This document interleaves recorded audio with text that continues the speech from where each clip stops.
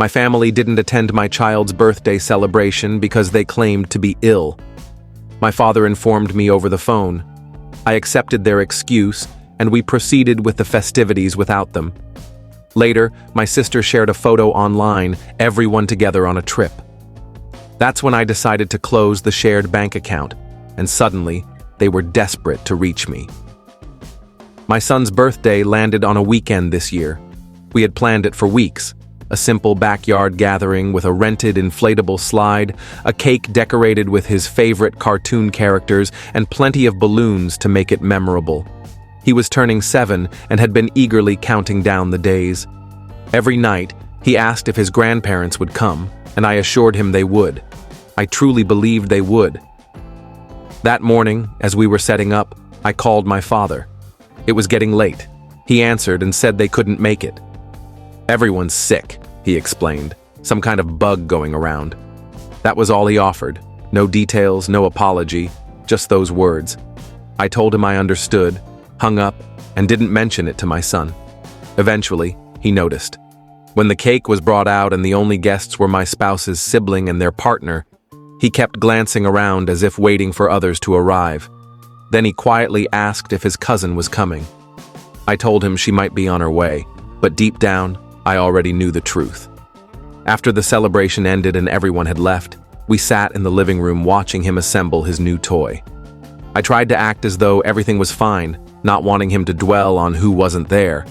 But then I checked my phone and saw a message that changed everything. It was my sister. She had posted a photo on social media with the caption, "Finally." The picture showed her, my parents and her daughter, all smiling by a pool, drinks in hand, at what looked like a luxury resort. It wasn't a place you'd visit spontaneously. They had clearly been there for a while. I stared at the photo for a long time. Not because I couldn't believe they had lied, but because of how effortlessly they had done it. No call from my mother pretending to feel guilty, no card for my son, just silence, followed by a cheerful vacation post as if we didn't exist. What hurt the most wasn't even that they skipped the party. It was realizing how long they had been absent. I hadn't seen them in person for 2 months. Every time I called or texted, they had an excuse. Too tired, not feeling well, saving money. Meanwhile, they were dipping into the joint account I had set up for them when they claimed to be struggling. My father had lost his job first, then my mother. My sister said she couldn't manage bills after her divorce. They insisted they only needed help for a few months. So I helped. I created the account, deposited a few thousand, and added more when funds ran low. I never questioned how they spent it, assuming it was for essentials like groceries, rent, or clothes for my niece. I didn't expect luxury vacations and expensive outings. I didn't say anything that night. I didn't call or text. Instead, I logged into the bank and closed the account.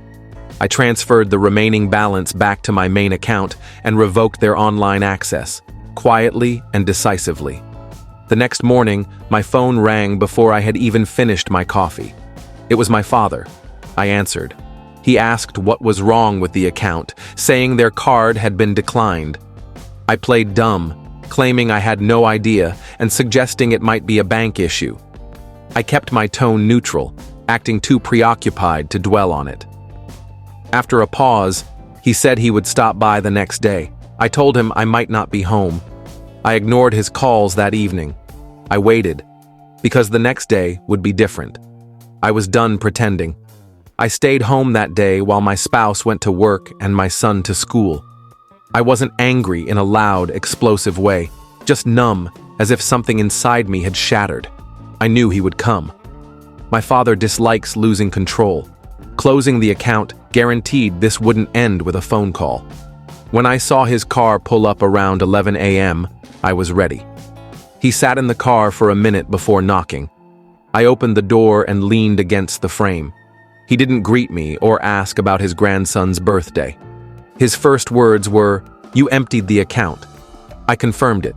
He waited for an explanation, but I offered none. When he asked why, I told him funding their vacation wasn't part of our agreement. He started to argue, but then claimed they needed a break. that life had been hard lately, and they were burned out. That's when I understood. They felt no guilt. None. I asked if lying to skip his grandson's birthday was acceptable. I asked if getting away meant erasing us from their lives. He looked at me and said something I'll never forget. It wasn't about him. That's when something inside me broke. I didn't yell. I didn't argue. I just nodded, stepped back, and closed the door. Gently. I stood there, hearing his footsteps fade and his car drive away. An hour later, my sister called. I let it ring. Her voicemail was furious. "You're being dramatic. It was just a trip. You could have warned us before cutting us off. You humiliated us. We couldn't even pay for lunch." She ended with, "We're family," as if it were a weapon. I didn't respond. Then came the texts. From her, then my mother. One included a screenshot of a declined transaction with the message, "Happy now?" My mother called. I didn't answer but listened to her voicemail.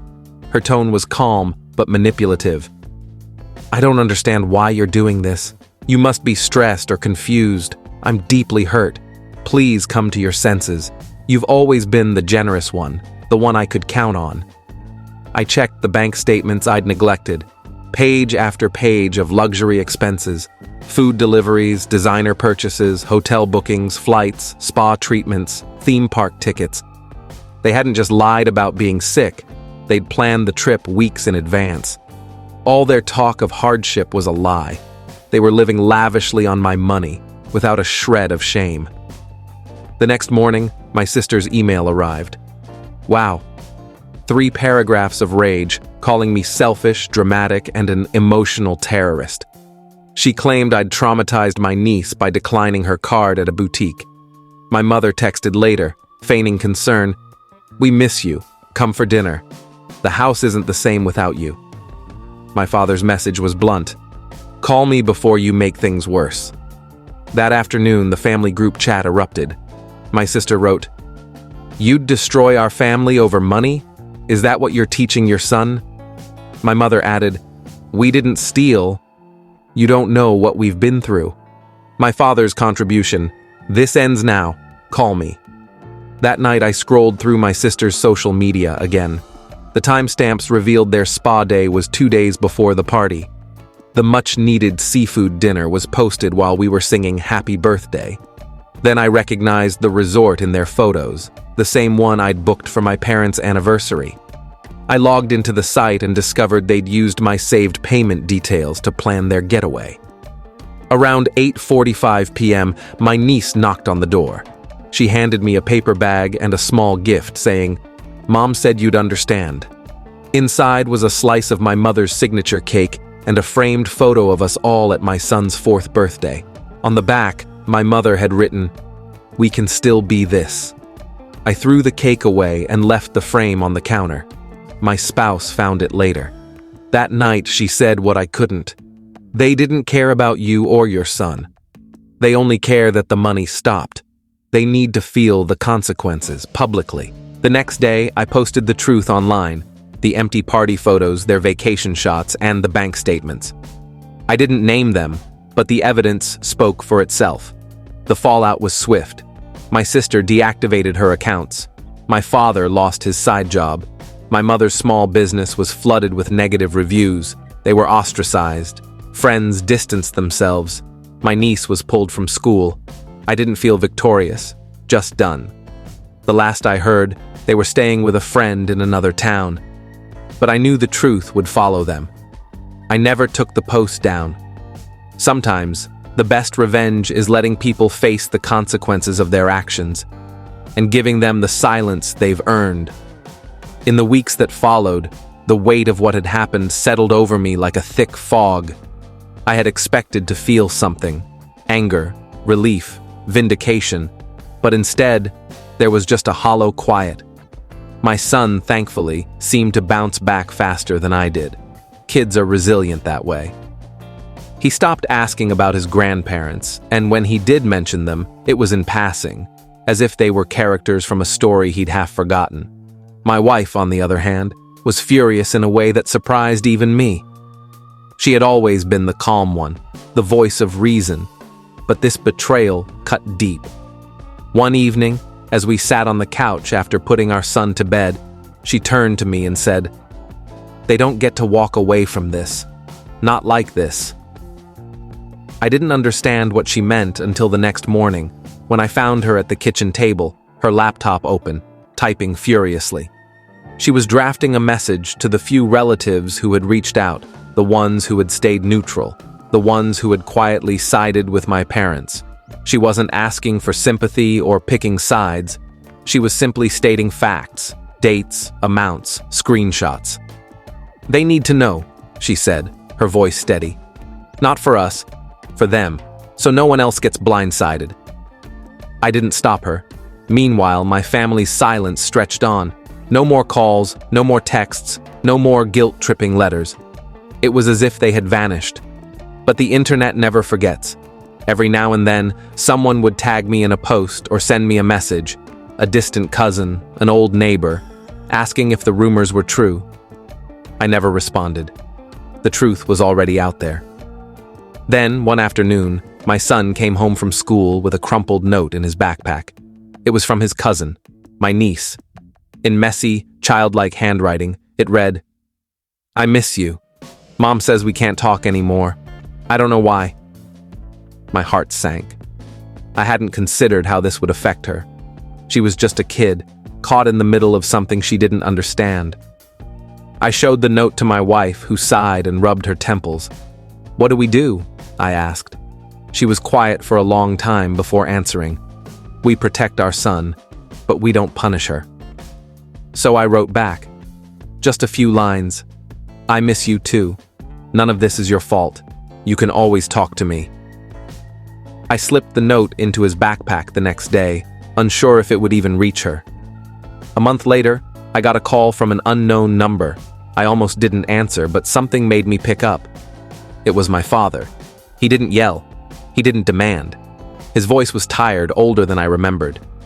"We lost everything," he said. I didn't reply. "Was it worth it?" he asked. This time I answered. "You made the choice, not me." There was a long pause. Then quietly, he hung up. That was the last time we spoke. The holidays came and went. We celebrated quietly, just the three of us. There were no awkward family gatherings, no forced smiles, no empty promises. In a strange way, it was peaceful. But peace comes at a cost. My son still sometimes asks about them, especially around birthdays and holidays. I don't lie to him, but I don't tell him the whole truth either. One day when he's older, he'll ask for the full story, and I'll give it to him. Until then, we move forward. Because sometimes, the hardest part isn't cutting ties, it's learning to live with the silence afterward. Years passed, and the storm that had once torn through our lives became a distant memory. My son grew taller, his childhood questions about his grandparents fading with time. He never stopped wondering, but he learned not to ask. Some wounds heal better when left untouched. Then, on an ordinary Tuesday, the past came knocking. I was at work when my phone buzzed, an email notification. The subject line was simple. "I'm sorry." It was from my sister. The message was long, raw, and unlike anything she'd ever written before. She didn't make excuses. She didn't blame me. She just told the truth about how their lives had unraveled after that summer, how shame had followed them like a shadow, how she'd finally started therapy and begun to see things clearly. "I don't expect forgiveness," she wrote, "but I needed you to know that I see it now, what we did, what we lost." I read it 3 times before closing my laptop. That night, I showed it to my wife. She studied my face carefully as I waited for her reaction. "What do you want to do?" she asked. I didn't know. The next morning, I found my son, now a teenager, sitting at the kitchen table, scrolling through old photos on his phone. He looked up when I entered. "Dad," he said suddenly, "remember when I used to ask about Grandma and Grandpa all the time?" My breath caught. "Yeah, I remember." He turned the screen toward me. It was a picture from his 7th birthday, the last one they'd missed. He was grinning at the camera, frosting smeared on his cheeks, surrounded by half-empty chairs. I think about that day a lot, he admitted. Not because they weren't there, but because you and Mom made sure I still had fun. Something inside me cracked open. Later that week, I replied to my sister. Just a few lines. Thank you for your words. I can't promise anything, but if you'd like to meet, just us, no expectations, I'll be at the coffee shop on Elm Street this Saturday at 10. She showed up early, sitting nervously by the window. When I walked in, she stood up so fast she nearly knocked over her chair. We didn't hug. We didn't cry. We just sat across from each other, two strangers bound by blood and broken history. The first hour was stiff, awkward, but then she said something unexpected. I kept all his birthday cards, every single one, even the years I didn't send them. She pulled out a small stack from her bag, colorful envelopes addressed to my son in her handwriting, dated year after year. I don't know if he'd want them now, she said quietly, but I couldn't stop writing them. I took them home that day. They're still sitting in my desk drawer, unopened. Some stories don't have neat endings. Some bridges, once burned, can never be fully rebuilt. But time has a way of softening edges, of turning rage into regret, and regret into something quieter, something almost like peace. My son turns 18 next month. For the first time in years, I find myself staring at my phone, thumb hovering over my sister's contact. Maybe this year, I'll finally tell him about the cards. Or maybe I'll wait a little longer. After all, we have time. If you enjoyed this story and felt the emotions behind it, don't forget to give it a like, share it with others, and subscribe to the channel for more real-life experiences and heartfelt stories. Your support means the world, and it helps us bring more content like this to you. Thank you for watching, and I'll see you in the next video.